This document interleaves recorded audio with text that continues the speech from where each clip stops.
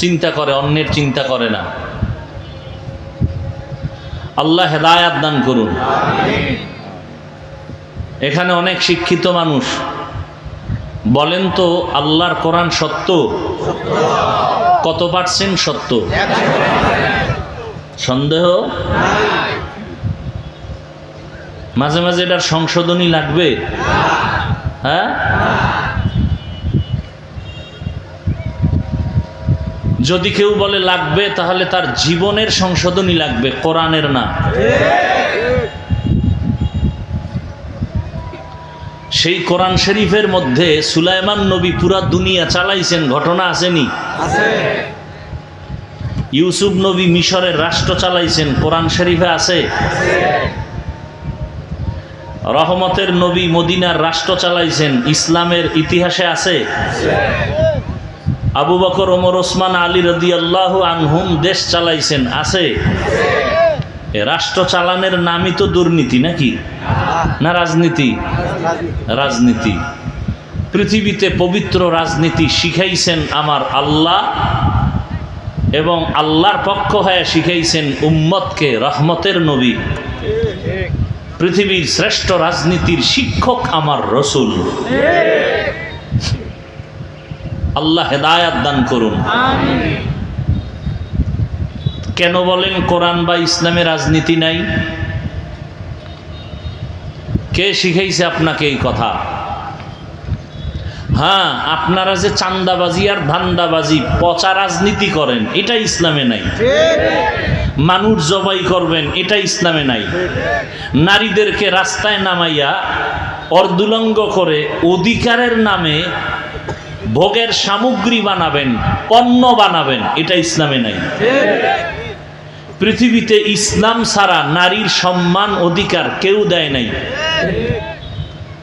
যারা বলে ইসলাম দেয় নাই, এরা পৃথিবীর নিকৃষ্ট চরিত্রহীন লম্পট। যারা বলে ইসলাম নারীর অধিকার দেয় নাই, সম্মান দেয় নাই, এরা চরিত্রহীন লম্পট। হিন্দুদের ধর্ম, খ্রিস্ট ধর্ম, ইহুদি ধর্ম, বৌদ্ধ ধর্মের প্রত্যেকটা ধর্মে নারীর উপরে জুলুম করেছে, ইনসাফ করেছে ইসলাম।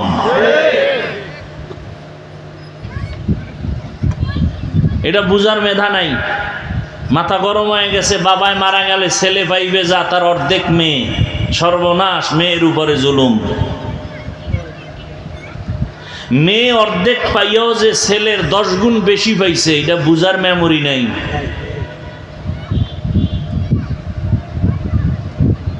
এই জন্য চান্দি গরম, আর খায়ও তো না পাক। ভালো কিছু খাইলে তো মাথা ঠিক থাকতো। 3 বেলা খাইয়া মদের বোতল দিতেই হবে, না হয় ভিআইপি হওয়া যায় না। সোনার বাংলার যত বড় ভিআইপি তত বড় মদখোর, যত বড় ভিআইপি তত বড় সুদখোর। আর মদ পান করলেই চান্দি গরম, বৌরে মা কয়। নাকি টাঙ্গাইল এলাকায় মদ খাইয়া জিকির করে। আল্লাহ হেদায়াত দান করেন।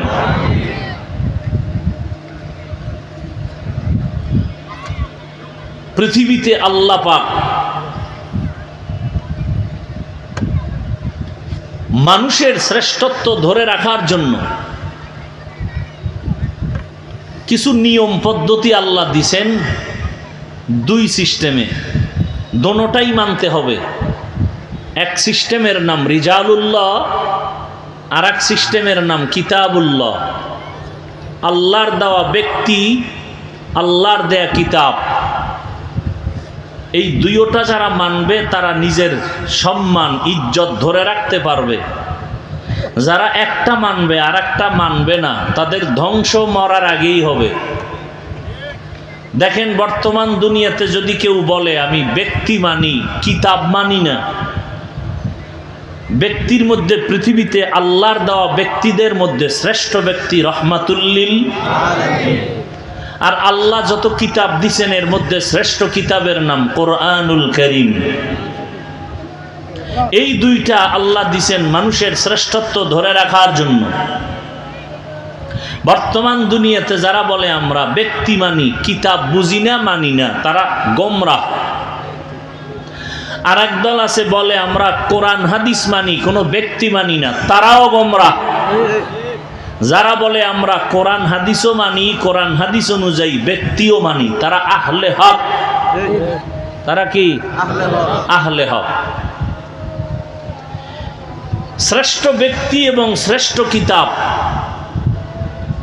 আল্লাহ পাঠাইলেন কোন জমিনে? জানা থাকলে একটু জবাব দেন। শ্রেষ্ঠ ব্যক্তি রহমাতুল্লিল আলামিন, শ্রেষ্ঠ কিতাব কোরআনুল কারীম কোথায় আল্লাহ পাঠাইছেন? মক্কায়। কোথায়? আগে কিতাব না আগে ব্যক্তি? বলেন বলেন। ব্যক্তি। আবার ব্যক্তি পাঠাইয়াই কিতাব দেন নাই, ব্যক্তিটাকে কিতাব বুঝার মতো যোগ্য করে তুলছেন, বুঝানোর মতো যোগ্য করে তুলছেন। কিতাব বুঝা এক জিনিস, বুঝানো আর এক জিনিস। এই দুইটার আলাদা আলাদা ইলম। অনেকে অনেক কিছু বুঝে, বুঝাইতে পারে না। তাহলে কিতাব আর ব্যক্তির মধ্যে তুলনামূলক ব্যক্তির পাওয়ার বেশি। এই জন্য দুনিয়াতে আল্লাহ ব্যক্তি পাঠাইছেন বেশি, কিতাব পাঠাইছেন কম। ব্যক্তি পাঠাইছেন আগে, কিতাব দিছেন পরে। আমার রসুল কেমন শ্রেষ্ঠ ব্যক্তি? সারা দুনিয়ার মানুষ যদি এক পাল্লায় দেওয়া হয়, আমার রসুলের ভিন্ন পাল্লায় রাখা হয়, সব সাইডে আমার রসুল শ্রেষ্ঠ। কেমন শ্রেষ্ঠ? কোনো তুলনা নেই। জ্ঞানের দিক থেকে রসুল শ্রেষ্ঠ, অভিন্ন। মেধার দিক থেকে, গঠনের দিক থেকে, যৌবনের দিক থেকে, শারীরিক শক্তির দিক থেকে সমস্ত দার্শনিকরা কথা বলে দিয়েছে। পৃথিবীর শ্রেষ্ঠ দার্শনিক মুহাম্মদ। প্রত্যেক বৈজ্ঞানিক বলতে বাধ্য হয়েছে পৃথিবীর শ্রেষ্ঠ বিজ্ঞানী মুহাম্মদ। সমস্ত ঐতিহাসিকগণ বলতে বাধ্য হয়েছে পৃথিবীর শ্রেষ্ঠ ইতিহাসবিদ মুহাম্মদ সাল্লাল্লাহু। সেই ব্যক্তিটা মেধা তুলনাহীন। সমস্ত নবী, রসুল, সাহাবা, তাবি, তবে তাবিন সব একদিকে, আমার রসুল আর একদিকে। যেমন তার শারীরিক শক্তি, তেমন তার যৌবনের শক্তি, তেমন তার মেধা, তেমন তার গঠন প্রণালী, চেহারা, তেমন তার মাধুর্যতা। অর্থাৎ আপনি যে কোনো পয়েন্টের দিকে আঙ্গুলের ইশারা করবেন, সেই ক্ষেত্রে রসুল শ্রেষ্ঠ। এবার বলেন তো, সেই রসুল আসলেন কোথায়? মক্কা নগরীতে। কোন সময় আসছেন? কথাগুলো খেয়াল করবেন। ঔষধ দিচ্ছি, ঔষধ আম্মাজানদের জন্য। যেই আম্মাজানেরা অনেক জ্ঞান শিখছেন, অনেক জ্ঞানী হইয়া কোরআনের ভুল ধরার জন্য আন্দোলনে নামছেন, সংশোধন করবে ইসলামকে, কোরআনকে। এই আপনাদের কষ্ট হয়? কিছু বুজুর্গ আছে, মানে এগো চোখে আলেমও ভাল লাগে না। আজান হইছে, নামাজ পড়বে, মনে হয় আমরা সব বেনামাজি। হ্যাঁ, আমরা নামাজ পড়বো না? কথা বলেন না কেন? তাই তো তাড়াহুড়া করেন কেন? কি বড় বুজুর্গ?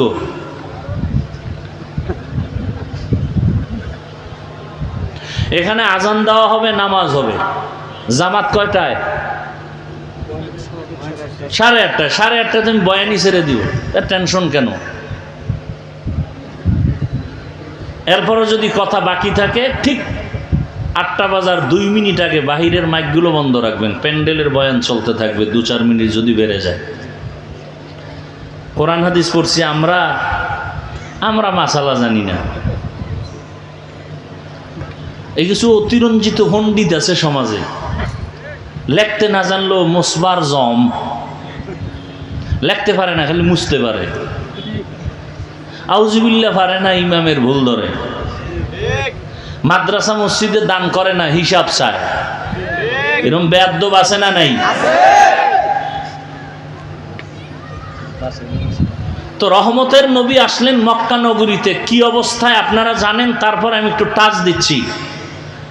মক্কায় আসলেন রসুল এমন এক সময়, যেই সময় মক্কার মানুষ ছিল পৃথিবীর নিকৃষ্ট, চরিত্রহীন। কেমন চরিত্রহীন? বাইতুল্লাহর মতো দামি একটা ঘর, সেই ঘরকে তাওয়াফ করে নারী পুরুষ উলঙ্গ একসাথে। কোনো পশু জবে করে রক্ত মাখে দেওয়ালে বরকত। তখন আল্লাহ আয়াত নাজিল করছেন, লা ইয়ানালাল্লাহা লুহুমুহা ওয়ালা দিমাউহা ওয়ালাকিন ইয়ানালুহুত তাকওয়া মিনকুম। তোমরা যে পশু জবাই করো এর রক্ত আমার কাছে যায় না, যায় তোমাদের অন্তরের তাকওয়া। আর কে দারাত খাউফে হক দার দিল মাদাম জান্নাতুল মাওয়া দেহাদ ওরা মাকাম জুজবা হকচি যে মখাজ ইনসো যা ফজলে উআ মস্তে দর জুমলা জাহা। কত বড় খারাপ! মক্কার মানুষ এত খারাপ, অবাধে চলে, কোনো বিয়া শাদী নাই।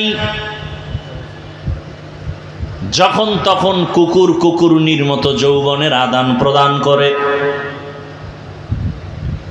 শুধু তাই না, মারাত্মক আর একটা বড় সমস্যা, তারা নারীদের পছন্দ করে না। মহিলারা মাসে যদি অসুস্থ হয়ে যায় তাদের বিছানা আলাদা করে দেয়।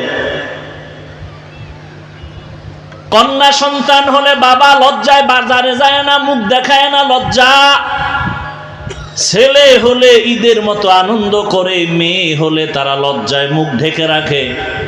কন্যা তাদের অভিশপ্ত, মেয়েদের পছন্দ করে না। ঠিক এমন সময় রহমতের নবী মক্কা নগরীতে আসছেন, উত্তম আদর্শ নিয়ে আগমন করেছেন। রহমতের নবী আসিয়া দীর্ঘ 40টা বছর কোথাও কারো কাছে কালেমার কথা বলেন না, নামাজের দাওয়াত দেন না, রোজার কথা বলেন না। দীর্ঘ 40 বছর মায়ার নবী কাফের মুশরিকদের সাথে আলিঙ্গন করেন, মহব্বতের ভালোবাসা। এতটা মায়া নবী দেখাইলেন, মহব্বতের আদর্শ দিলেন। মুশরিক কাফের সব মুহাম্মদের ভক্ত হয়ে গেল।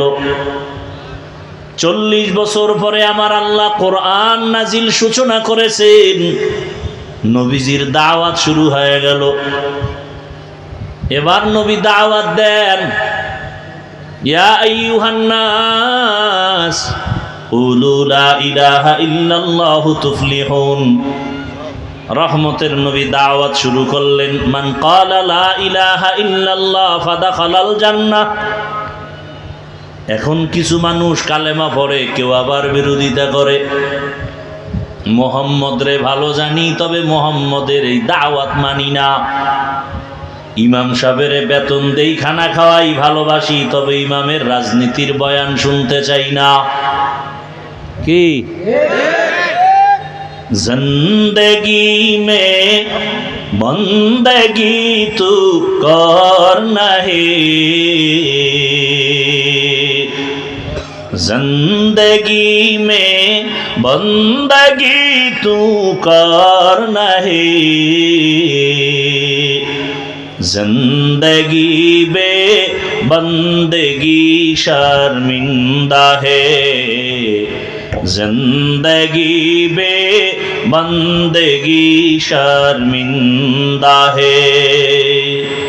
यहाँ हम सब मुसाफिर दिल ना लगा, अहले दिल की नजर से रूह करता जा, शाह दौलत सब फकीर गर नेक ने है, शाह दौलत सब फकीर गर नेक ने है, जिंदगी में बंदगी तू करना है, जिंदगी में बंदगी तू करना है,